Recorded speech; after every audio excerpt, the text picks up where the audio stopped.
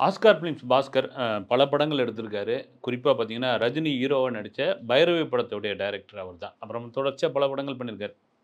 அவருடைய மகன் இப்ப சமீபத்தில நிறைய பேட்டிகள்லாம் குடுத்து வைரல் ஆயிட்டு. அவர் என்ன சொல்றாரு, "விஷ்ணு படம் நாங்க தான் தயாரிச்சோம். விஜய் நடிச்ச படம். இந்த விஷ்ணு படத்துக்கு போய் விஜய் கிட்ட சம்பளம் பேச எஸ்.ஏ. கிட்ட சம்பளம் பேசும்போது ரூ. 3,00,000 அப்படின்னாங்க வந்து ரூ. 1,00,000 அட்வான்ஸ் குடுத்துட்டு படம் மொத்தம் கம்ப்ளீட்டா முடிச்ச பிறகு, கொஞ்ச நாள் பொறுத்து தான் அந்த ரூ. 2,00,000 நாங்க மீதி குடுத்தோம். அந்த சமயத்தில் சத்தியமாக அப்படியே சொல்றாரு வந்து, "விஜய்லாம் இவ்வளோ பெரிய நடிகரா வருவார்ன்னு நான் எதிர்பார்க்கவே இல்ல." அவர் சொல்றது அதான். "விஜய்லாம் இவ்வளோ பெரிய நடிகரா வருவார்ன்னு எதிர்பார்க்கவே இல்ல. இன்னைக்கு பார்த்தீங்கன்னா 200,00,00,000, 250,00,00,000 சம்பளம் வாங்குறாருன்னா, உண்மையிலேயே பெரிய உச்சம் தான்." அப்படின்னு அவர் வந்து ஒரு ஆச்சரியம் கலந்த ஒரு பெருமையோட அத சொல்லிட்டு இருந்தாரு. அதுக்கு காரணம் என்னன்னா, சினிமாவில் மட்டும் யாரையுமே எந்த இடத்துலயும் நீங்க கணிக்கவே முடியாதுங்க. இன்னைக்கு இது வந்திருக்கிற கோட் படத்துல. கோட் படத்தில் ஒரு காட்சியில் சிவகார்த்திகேயன் கேமியோ ரோல் பண்ணியிருப்பாரு. "அண்ணா இத நீங்க குடுத்துட்டு போங்க. உங்களுக்கு நெறைய வேலை இருக்கு. இத நான் பார்த்துக்கிறேன்." அப்படின்ற ஒரு சாதாரண ஒரு வசனம். அந்த வசனம் வந்து படத்துல அப்படி கடந்து போய்க்கிட்டே இருக்குது. குறிப்பா அந்த கேமியோ ரோல் வர்றப்போ தியேட்டரே வந்து அப்படி கொண்டாடுது. அதுக்கு காரணம் என்னன்னா, இன்னைக்கு சிவகார்த்திகேயன் ஒரு மாஸ் ஹீரோ தான். அத தாண்டி ஆரம்பத்துலேருந்து ஒரு மிமிக்ரி ஆர்டிஸ்ட்டா இருந்து, விஜய் டிவியில் ஒரு ஸ்டாண்ட் அப் காமெடி பண்ணி, கஷ்டப்பட்டு இந்த இடத்த ஏறி வர்றதுக்குள்ள அவருக்கு சந்தித்த பிரச்சனைகள்லாம் எவ்வளோன்னு உங்களுக்கு தெரியும். இந்த இடத்தில் 2 விதமான விமர்சனம் வருது. ஒண்ணு என்னன்னா, இது டிஃபால்ட்டா வெங்கட் பிரபு இந்த டயலாக்க வச்சாரா? இல்ல இது திட்டமிட்டு இது வைக்கப்பட்டதா? இதுக்கு எப்படி வந்து விஜய் ஒத்துக்கிட்டாரு? இந்த மாதிரியான கேள்விகள்லாம் இருக்குது. இது டிஃபால்ட்டா வைக்கிறதுக்கான வாய்ப்பே இல்ல. கண்டிப்பா எப்படி சொல்றோம்னா, நான் திரும்ப சொல்றது தான் வந்து, ஒரு பெரிய ஹீரோவுடைய படத்தினுடைய ஷூட்டிங் அப்படின்னா, நான் கண்கூட பார்த்துருக்கிறேன். ஒரு அந்த ஹீரோவுக்கு பின்னாடி ஒரு 10 பேர் நிக்கிறாங்கன்னு வச்சுக்கங்க. அந்த 10 பேர் யாருன்ட்டு அந்த ஹீரோ நாலேட்ஜுக்கு போயே திருங்க. இது தமிழ் மட்டும் கிடையாது வந்து. சவுத் இந்தியால நெறைய படங்கள் நம்ம சொல்லலாம். அது உண்ம. அது சொல்லி தான் ஆகணும். வேற வழியே கிடையாது. இங்க ஒவ்வொரு விஷயமும் ஹீரோவுக்கு ஒரு நண்பர் போயி தனுஷ் படத்தில நடிச்சாப்புல. படம் பேர் கூட திருச்சிற்றம்பலம்னு நெனைக்கிறேன். ஒரு சின்ன மாப்பிள கேரக்டர். அதுக்கு என்ன பண்ண 2 நாள் அவர வெயிட் பண்ண வச்சாங்க. என்னன்னா, "தனுஷ் வந்து அவர ஒரு முறை பார்த்துருங்க நீங்க" அப்படின்னு. அப்புறம் பார்த்த பிறகு ஓகே அவர நடிக்க வைங்கன்ட்டாங்க. இதுக்கு கண்டிப்பா அதில 1000 அர்த்தங்கள், 1000 பிரச்சனைகள் இருந்தா கூட ஓகே. இப்ப இவ்வளோ பெரிய ஒரு டயலாக்க எஸ்கே வச்சு விஜய் பேசுற மாரியான இந்த டயலாக் வந்து விஜய் நாலேட்ஜுக்கே போயாச்சு. இது 2 விதமா. ஒண்ணு என்னன்னா, விஜயோட இடத்த இவர்கிட்ட ஒப்படைக்கிறாரா? அப்படின்ற ஒரு விஷயம். அந்த இடத்த இவ்வளோ சீக்கிரம் வந்து சிவகார்த்திகேயன் புடிச்சுட்டாரா? பிடிக்க முடியுமா? அப்படின்ற ஒரு விஷயம். எங்க தளபதியோட இடம் இவ்வளோ சீக்கிரம் உங்களுக்கு கிடைச்சிருமா? இப்படியா சோசியல் மீடியால ஆளாளுக்கு போட்டு வருன்னு வறுத்துக்கிட்டு இருக்காங்க. ஒரு சமயம் பாசிட்டிவா பேசிட்டு இருக்காங்க. திரும்பவும் சொன்னது தான். ஆஸ்கார் பிலிம்ஸ் பாஸ்கர் அவருடைய மகன் சொன்னார் இல்லைங்களா? விஷ்ணு படத்தில நான் பார்த்து ரூ. 3,00,000 வாங்கின விஜய் வந்து இன்னைக்கு ரூ. 250 கோடி வாங்குறாருன்னா, சாதாரண விஷயம் கிடையாதுன்னு, விஜய் அடுத்த கட்டமா போயிட்டார் வந்து. அவருடைய அடுத்த கட்டம் தலைவர் விஜய். அந்த தலைவர் விஜய்ன்னு வந்த பிறகு தான் பார்த்தீங்கன்னா, இந்த கோட் படத்திலேயே அவ்வளோ ரெஃபரன்ஸ் வந்து. ஒரு பபிள் காம வச்சு அப்படி வாயில போடுவார் வந்து. தட்டி போடுவாரு. இது யாரோட ஸ்டைல்ன்னு நம்ம சொல்லவே தேவையில்ல வந்து. எவர் கிரீன் ரஜினிகாந்தோட ஸ்டைல் வந்து. மன்னன் படத்தில அந்த ஒரு சீனுக்கு வந்து கிளாப்ஸ் அள்ளி தெறிப்பாங்க. அப்புறம் கடைசியில அந்த பைப் வச்சுக்கிட்டு இந்த இந்த விஜய் கழுத்தில வச்சு மகள்கிட்ட கேட்குறப்போ, "நீ யாரோட ரசிகர்?" அப்படின்னோனே, இந்த மங்காத்தா பிஜிஎம் வந்தோனே தியேட்டரே தெறிக்குது. அப்புறம் இது என்ன சொல்றாங்க, இது முக்கியமான ஒரு விஷயம். உங்க படம் ஓடுறதுக்கு, இல்ல ஓட்ட வைக்கிறதுக்கு ரஜினி, அஜித்து, சிவகார்த்திகேயன் இவங்கலாம் தேவைப்படுறாங்கன்ற மாரியான விமர்சனங்கள்லாம் சத்தியமா ஏத்துக்க முடியாதுங்க. இதெல்லாம் தாண்டி விஜயோடைய ஒரு பெரிய பெருந்தன்மை தாங்க. இன்னைக்கு ஒரு ஹீரோ, நான் பேர் சொல்ல விரும்பல. ஒரு 6 படம் நடிச்சிருப்பாரு அவரு. 6 படத்துக்குள்ள அவரே ஒரு பட்டத்த வச்சுக்கினாரு. அவரே ஒரு பட்டத்த வச்சுக்கினாரு. ஊர் பூரா அவரே போஸ்டர் அடிச்சு ஒட்டுவாரு. அவரா ஒரு ரசிகர் மன்றம் வச்சுக்கினாரு. அவரா ஒரு 10 பேருக்கு வந்து அன்னதானம் பண்ணிட்டு, ஒரு 1000 பேருக்கு பண்ணதா பப்ளிசிட்டி பண்ணுவாரு. இதெல்லாம் ரைட்டு. ஒரு 7வது படம் நடிக்கும் பொழுது, அவருடைய பட்டத்தை இன்னொரு நடிகர் கொஞ்சம் முன்ன பின்ன இருக்கு இல்லைங்களா, அந்த இப்பு, இத்துலாம் சேர்த்து போட்டுக்கிட்டாரு. போட்ட உடனே குய்யோ முறையோன்னு பிரஸ் மீட் வச்சு, ஆச்சா போச்சா, என் பட்டத்த எப்படி நீ தூக்கலான்ற ரேஞ்சில வந்து கொந்தளிச்சு, அப்புறம் அந்த ஹீரோ காணாமலே போயிட்டாரு. இப்ப எப்படியும் கேரக்டர் ரோல்லாம் பண்ணிக்கிட்டு இருக்காரு. என்ன காரணம் நமக்கு நம்ம நண்பர் தான் அவரு. தெரிஞ்சவர் தான். அப்படி ஒரு 5, 6 படத்திலே அந்த பட்டத்துக்கு விட்டுக் குடுக்காத ஒரு ஹீரோவுக்கு இருக்கிற ஒரு ஒரு பெருந்தன்மை, விஜய் மாரியான ஒரு மாசு, பெரிய ஓப்பனிங் திரும்பவும் சொல்றது தான். ஒரு 200 கோடி ரூபா சம்பளம் அப்படின் பொழுது, "தம்பி இத வச்சுக்க நீ, நான் கிளம்புறேன்" அப்படின்னு சொல்றதுக்கான ஒரு பெரிய தைரியமும், அ அது அதில வந்து ஒரு பெரிய ஒரு என்ன சொல்றது? ஒரு ஒரு அன்பும் இதில கலந்திருக்கு. அதுக்கு காரணம் என்னன்னு பல விஷயமா நான் சொல்லிக்கிட்டே போகலாம் வந்து. அ ஆக்சுவலா வந்து விஜய் ரொம்ப ரிசர்வ் டைப்ன்னு எல்லாருக்குமே தெரியும். ஒரு சில பேர் பிடித்தவர்களுக்கு மட்டும் தான் அவர் வந்து பேசுவாரு. அத கிண்டல் பண்றது. விஜய்க்கும் நண்பர்கள் கூட்டம் ரொம்ப ரொம்ப குறைவு. அது நெறைய நம்ம பார்த்துருக்கோம் வந்து. வழக்கமா நண்பர்கள் பார்த்தீங்கன்னா, சஞ்சய், அப்புறம் ஸ்ரீநாத் இன்னும் 2, 3 பேர்லாம் இருக்காங்க. ஒரு செக்மெண்ட் கூட ஒரு இது பண்ணியிருப்பாங்க. ஒரு தனியார் தொலைக்காட்சி. ஒரு 12, 13 வருஷத்துக்கு முன்னாடி. இவங்க நண்பர்கள், அவங்க ஃபேமிலியோட வந்து விஜய், அப்புறம் சங்கீதா எல்லாம் உட்காந்து பேசிட்டு இருப்பாங்க. அப்ப எல்லாரும் வந்து சொல்லிட்டு இருப்பாங்க. "என்னங்க உங்க ஃப்ரெண்ட்ஸ்லாம் இப்படி வந்து தொந்தியும் தொப்பையுமா இருக்கிறாங்க. நீங்க இவ்வளோ ஸ்லிம்மா இருக்கிறீங்க." அப்படின்போது விஜய் சிரிச்சுக்கிட்டே இருப்பாரு. அவங்க ஃப்ரெண்ட்ஸ் எல்லாம் சொல்லுவாங்க, "ஏம்மா அவர் வந்து நடிகர். அது மெயின்டெயின் பண்ணி ஆவணும். நமக்கு அப்படியா வேலை?" அப்படின்னு அது ரொம்ப ஜாலியா ரொம்ப இதுவா இருக்கும். அவர் சிரிச்சுக்கிட்டே இருப்பாப்ல. இது சொல்றதுக்கான காரணம் என்னன்னா, அப்படி இருக்கிற விஜய் சிவகார்த்திகேயன எங்கிருந்து அவருக்கு பிடிச்சது அப்படின்பொழுது, சிவகார்த்திகேயனுடைய அந்த டைமிங்ல அடிக்கிற அந்த ஜோக்கு, அ அந்த டைமிங்ல கேட்கிற கேள்வி, அந்த பதிலு இதெல்லாம் தான். ஏன்னா, விஜய் டிவில இருக்கும்போது ஒரு 2, 3 இன்டர்வியூ விஜய் பண்ணியிருப்பாரு. அது ரொம்ப பிடித்தமான ஒரு விஷயமா விஜய்க்கு மாறியிருக்கும் அது. அது எல்லாருக்குமே பிடிக்கும் அது. குறிப்பா ஒரு ஒரு இன்டர்வியூ நெனைக்கிறேன். அ "அண்ணா இது மாரி நீங்க இந்த ஹீரோயின் கூடலாம் நடிக்கிறீங்களே, சங்கீதா மேம்க்கு இதெல்லாம் யார் பிடிச்சவங்க? எந்த ஜோடி?" உடனே "டேய் டேய்" அப்படின்னுவாரு. "டேய் டேய்" அப்படின்னு சொல்றது பெரிய வைரல் ஆச்சு அது. துப்பாக்கி தீபாவளி ரிலீஸ் அப்போ பார்த்தீங்கன்னா, இன்னைக்கு கையில எத்தன பேர்கிட்ட துப்பாக்கி இருக்கிறது முக்கியம் இல்ல. எவ்வளோ பேர் கையில வந்து துப்பாக்கி டிக்கெட் இருக்கிறது தான் ரொம்ப முக்கியமான விஷயம்னு ஒரு ட்வீட் ஒண்ணு போட்டிருப்பாரு. அது அவ்வளோ வைரல் ஆச்சு வந்து. இதெல்லாம் தாண்டி ஒரு அவார்டு ஃபங்ஷன்ல விஜய் கூப்பிட்டு சொல்லுவாரு. "கிட்ஸ் எல்லாம் பிடிச்சிட்டல்ல நீ" அப்படின்னு.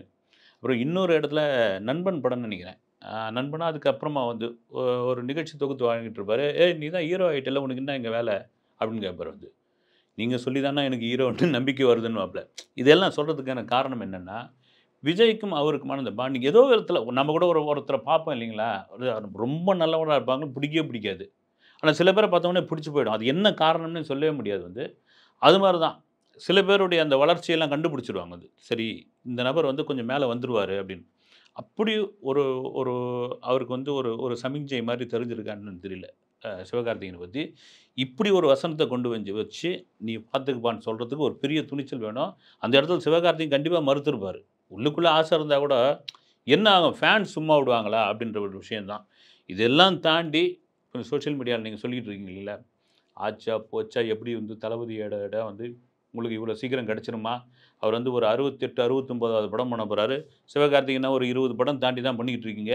இதுக்குள்ள நீங்க தளபதி ஆயிட முடியுமான்னா, நிச்சயமாக ஆக முடியாது. ஒரு எஸ்.ஏ. சந்திரசேகருடைய மகன் அப்படின்ற ஒரு அடையாளம் இருந்தா கூட, விஜய் பட்ட அவமானம், விஜய் பட்ட கஷ்டம், அந்த ஏறி வந்த ஏணி, அவருக்கு பின்னாடி குத்துன முதுகுல குத்துன வலி, அவர கேலி பண்ணது, அவர் படங்கள் போட விடாம பண்ண சம்பவங்கள், இன்னைக்கு வரைக்கும் பார்த்தீங்கன்னா, விஜய் ஒரு இன்செக்யூர்டான ஒரு நடிகர் மாரி தான் இருப்பாரு. அதுக்கு காரணம் என்னன்னா, தொரத்தி தொரத்தி பின்னாடி அடிச்சது. இங்க ரஜினியே அப்படிதாங்க இருப்பாரு வந்து. ரஜினி இன்னைக்கு வரைக்கும் பார்த்தீங்கன்னா, ரொம்ப இன்செக்யூர்டா தான் இருப்பார். காரணம் என்னன்னா, எங்கேயோ கர்நாடகாவிலருந்து வந்து இங்க தத்தக்கா புத்தக்கான்னு தமிழ பேசிக்கிட்டு, இங்க இருந்து வந்து சூப்பர் ஸ்டார் தலைய கோதிக்கிட்டு, சூப்பர் ஸ்டார்ன்னு ஆனா சும்மா விடுவாங்களா? அப்படின்றது தான். இங்கேயும் பார்த்தீங்கன்னா, ஏதோ சாதாரண ஒரு முகமா இருந்துகிட்டு, இங்க வந்து திடீர்னு வந்து இளைய தளபதி, தளபதி அப்படின்னு கொண்டாடிக்கிட்டு இருந்தா நாங்க சும்மா விட்டுருவோமா? அப்படின்னு எல்லா துறையிலும் வந்து ஒரு அரசியல் இருக்குது. சினிமாவில் கொஞ்சம் கூடுதலாவே இருக்குது. இந்த விஜய் பட்ட இந்த கஷ்டங்கள கிட்டத்தட்ட பாதி வந்து சிவகார்த்திகேயன் பட்டாரு. ரைட் ஓகே கையில குடுத்தாச்சு வந்து. அத சிவகார்த்திகேயன் ஏற்றுக்கொள்வதும், ரசிகர்கள் வரவேற்பதும் இது அத தாண்டி இருக்குது. சரி விஜய் நான் முழு நேர அரசியலுக்கு போயிட்டேன். சினிமாவுக்கு ரொம்ப அப்படியே மொத்தமா முக்காடு போட்டேன்னு சொல்ல முடியாது. தளபதி 69 என்னுடைய கடைசி படம். படத்துக்கு அப்புறம் நான் வந்து அரசியலுக்குள்ள கிளம்பிட்டேன் நானு. 2026 தேர்தலை சந்திக்க போகிறேன்னு. கோட் படத்திலே கூட ஒரு காட்சியில வந்திருக்கும். டிஎன்07 சிஎம் 2026 அப்படின்னு. அது கூட நிறைய விமர்சனங்கள்லாம் சொல்லிட்டு இருந்தாங்க. இப்போ புஷி ஆனந்த் கிட்ட அத கேட்டாங்க வந்து. கேட்டது என்னங்க இது மாரி கார் நம்பர் பிளேட் இருக்குதுன்னா, ஆமாங்க நான் 2026 நோக்கி தான் நாங்க போயிட்டுருக்கோம். நம்ம வச்சதுல என்ன தப்பு இருக்குதுன்னு. இதுவும் டிஃபால்ட்டா நடக்கிறதுக்கான வாய்ப்பு இல்ல. ஓகே வெங்கட் பிரபு ஆசைப்பட்டிருப்பாரு. சரி வைங்க வைங்கன்னு சொல்லியிருப்பாரு. வந்தாச்சு, களத்துக்குள்ள வந்தாச்சு. ரைட்டு கொடி அறிமுகப்படுத்தியாச்சு. கொடிக்கான வந்து கொள்கை கீதம் பாட்டு ரெடி ஆயிடுச்சு. இந்த மாநாட்டுக்கான தேதிய வந்து முடிவு பண்ணிட்டு இருக்காங்க. இப்படியா இது போய்க்கிட்டே இருக்கும்பொழுது, ஓகே. தன்னுடைய இடம் அப்படின்ற ஒரு இடத்த ஒருத்தர்கிட்ட குடுக்குறாரு அப்படின்னா, அதற்கு மிகப்பெரிய ஒரு துணிச்சல் வேணும் தான். அந்த துணிச்சல் யாருக்கு இருக்குது? யாருக்குமே கிடையாதுங்க. எம்ஜிஆர் கூட பார்த்தீங்கன்னா, அ கடைசி அரசியலுக்கு வந்துட்டு எம்எல்ஏ ஆயிட்டு முதலமைச்சர் நாற்காலியில உட்கார போற நேரத்தில கூட படத்தில நடிச்சுட்டு இருந்தார். "அண்ணா நீ என் தெய்வம்." அந்த படம் அப்படியே நின்னு போயிடுச்சு. அதுக்கு காரணம் என்னன்னா, இந்த ஒரே ஒரே நைட்ல பணமும், புகழும் கிடைக்கக்கூடிய ஒரே துறை வந்து சினிமா. ஒரே நைட் போதும். நீங்க மத்த எந்த துறையில இருந்தாலும் கஷ்டப்படணும், போராடணும், அதுக்கான இடத்துக்கு வரணும் நீங்க. ஒரு உதாரணம் சமீபத்திய உதாரணம் சூரிய எடுத்துக்கங்க வந்து. சூரிய யாராவது நெனச்சிருப்பாங்களா வந்து? இவங்க கும்பல்ல தவறா சொல்லல. ஒரு ஒரு ஜூனியர் ஆர்டிஸ்ட்டா இருந்து, அப்புறம் பரோட்டா சாப்பிடுற ஒரு காமெடி வந்து, அப்புறம் பரோட்டா சூரியன் வந்து, அவரே பர்சனலா வந்து ஒரு பத்திரிகையாளருக்கு ஃபோன் பண்ணி, இனிமேல் சூரியன் எழுதுங்கண்ணே, பரோட்டா சூரியன் எழுதாதீங்கன்னு சொல்ற அளவுக்கு வந்த பிறகு, ஒரு படம் விடுதலைன்னு ஒரு படம் வந்தது. அப்படியே பார்த்தீங்கன்னா, கருடன், பார்த்தீங்கன்னா கொட்டுக்காளி, கொட்டுக்காளி விமர்சனம் எதிர்மறையா இருந்தா கூட, ஓகே ஒரு அவார்ட் மூவிக்குள்ளேயும் அவர் வந்துட்டார் இல்லைங்களா? இன்னைக்கு சூரிக்கு கதை சொல்றதுக்கு அவ்வளோ பேர் வெயிட் பண்ணிக்கிட்டு இருக்காங்க. ஒரு 8, 9 கோடி ரூவா சம்பளம் வாங்குறதுக்கு, அவருக்கு ரெடியா இருக்காங்க, குடுக்கறதுக்கு ரெடியா இருக்காங்க. எதுக்கு சொல்ல வரேன்னா, சினிமாவை அவ்வளோ சீக்கிரம் யாரும் கடந்து விடவே முடியாது. சினிமாவை யாரும் சீக்கிரம் வந்து அவ்வளோ சீக்கிரம் எடை போட்டுறவே முடியாது. நீங்க ஒரு பக்கம் நம்ம இந்த நேரத்தில வந்து விஜய்யும், சிவகார்த்திகேயனும் மத்தவங்க சொல்லும்போது, அஜித்த கண்டிப்பா சொல்லி ஆகணும். அஜித்தோடைய அந்த வளர்ச்சி சாதாரண வளர்ச்சி கிடையாதுங்க அது. ஒரு மாடலிங்ல இருந்த ஒரு பையன். அவர் வந்து பேஷன் வந்து சினிமா தான். அவங்க வீட்ல போயிட்டு ஈரோட்ல டெக்ஸ்டைல்ஸ் பிசினஸ் பண்ண சொல்றாங்க வந்து. ஒரு ஒரு பள்ளியுடைய எஸ்எல்சி கூட முடிக்கல. Drop out. போய் நீ வந்து டெக்ஸ்டைல்ஸ் பிசினஸ் பண்ணுன்றாங்க அவங்க. அப்படி இருக்கிற ஒரு நபர், அமராவதின்னு ஒரு படம். அந்த படம் தான் அவருக்கான பிள்ளையார் சுழி. அதுக்கப்புறம் வந்து இப்ப சில படங்கள்லாம் ஓடலன்னோனே, ஒரு கட்டத்தில வந்து சோர்ந்து போயிடுறாரு. ஒரு கட்டத்துக்கு அப்புறம் அஜித்துடைய வளர்ச்சி மிகப்பெரிய வளர்ச்சியா இருக்கு. மாபெரும் வளர்ச்சியா மாறுது. அவரும் இது மாரியான பிரச்சனைகள், இது மாரியான முதுகில் குத்திய சம்பவங்கள், அவருடைய உடல்நிலை பாதிப்பு, முதுகில் கிட்டத்தட்ட 32, 33 ஆப்ரேஷன். இன்னைக்கும் அவருக்கான ஒரு ஃபேன்ஸ் கொண்டாடிக்கிட்டு இருக்காங்க இல்லைங்களா? அதனால அவங்கவங்களுக்கான இடம் இருக்கு இல்லையா? அது வந்து இயற்கையும், இறைவனும் நிர்ணயித்த ஒரு விஷயம். இப்போ விஜய்க்கு சொல்லும்பொழுது, இந்த தைரியம் வேற எந்த ஹீரோவுக்கு வரும் அப்படின்றபோது, நிச்சயமா வந்து வரவே வராது. அதுக்கு ஒரு பெரிய துணிச்சலே வேணும்னு தான் திரும்ப சொல்றது. இப்போ சரி, சிவகார்த்திகேயன் உடனே தளபதி ஆயிடுவாரா? விஜயோட இடத்த நிரப்பிடுவாருன்னா, வாய்ப்பே இல்லன்னு தான் அர்த்தம். அதுக்காக இன்னும் போராட வேண்டியது இருக்கு. இன்னும் உழைக்க வேண்டியிருக்குது. அதுக்கு அடுத்த கட்டமா முயற்சிகள் பண்ண வேண்டியதே இருக்குது வந்து. கண்டிப்பா அந்த இடத்தை அடைவதற்கு சிவகார்த்திகேயனுக்கு எவ்வளோ நாட்கள் ஆகும்னு தெரியும். ஒருவேளை 2026 அரசியல் விஜய்க்கு கொஞ்சம் ஒரு ஒரு சின்ன ஒரு சறுக்கலையோ, அல்லது வந்து சரி ஓகே இது இது சரியா வரல. அடுத்த எலக்ஷன் நமக்கு சரியா இருக்கும் அப்படின்ற இடத்தில் வரும்பொழுது, விஜய் திரும்ப நடிக்க வருவாரா? அப்படின்ற கேள்விகள்லாம் நெறைய இருந்துகிட்டே இருக்குது. ஆனா என்ன பொறுத்தவரைக்கும் பார்த்தீங்கன்னா, விஜய் ஒரு தீர்க்கமான முடிவு எடுத்தாச்சு. அந்த தீர்க்கமான முடிவுக்கு மிகப்பெரிய ஆச்சரியம் என்னன்னா, விஜய் வந்து ஒண்ணும் ஃபீல்ட் அவுட் ஆவல. அப்புறம் வந்து அவர் படங்கள் சமீபமா சரியா ஓடலன்ற விமர்சனம் இல்ல. இன்னும் லைம்லைட்ல இருக்காரு. இன்னும் பெரிய ஓப்பனிங்ல இருக்காரு. இப்ப பாருங்க இந்தியாவிலேயே அதிக வரி இன்கம் டாக்ஸ் கட்டின இடத்துல வந்து 2வது இடத்துல விஜய் இருக்கார். ரூ. 80,00,00,000 கட்டியிருக்காரு. இத விட வேற என்ன வேணும் வந்து? அப்படி இருக்கிற ஒரு நபர், இந்த 200, 250 கோடி அசால்ட்டா தூக்கி போட்டு வர அரசியலுக்குள்ள போறோம். 2 வருஷம் கேப்ன்னு வச்சுக்கங்களேன். 2 வருஷத்துல 4 படம் பண்ணீங்கன்னா என்ன ஆச்சுங்க அது? 2 படம் தான் பண்ணுங்களேன். வருஷத்துக்கு 1 படம்ன்னு. 400 400 கோடி, 500 கோடி யார் குடுப்பாங்க வந்து? கோடி வெறும். அப்படின்ற இடத்துல ஒரு பெரிய அதுக்கெல்லாம் ஒரு பெரிய துணிச்சல் வேணும். உண்மையாவே விஜயோடைய அரசியல் ஒரு சக்சஸ்ஃபுல்லான அரசியலாக இருக்கட்டும். அதே சமயம் விஜயோடைய அந்த தளபதின்ற அந்த இடத்தை சிவகார்த்திகேயன் பிடிப்பதற்கான காலம் அப்படி இருக்குல்ல, அது நிச்சயமா சிவகார்த்திகேயன் தெரியும். அந்த இடத்த பிடிக்கட்டும். அது வந்து சிவகார்த்திகேயனுக்கான இடமா கூட மாறட்டும் வந்து. இன்னும் காலமும் இருக்குது. அதற்கான நேரம் இருக்குது. அடுத்த வீடியோவில் சந்திக்கிறேன். நன்றி.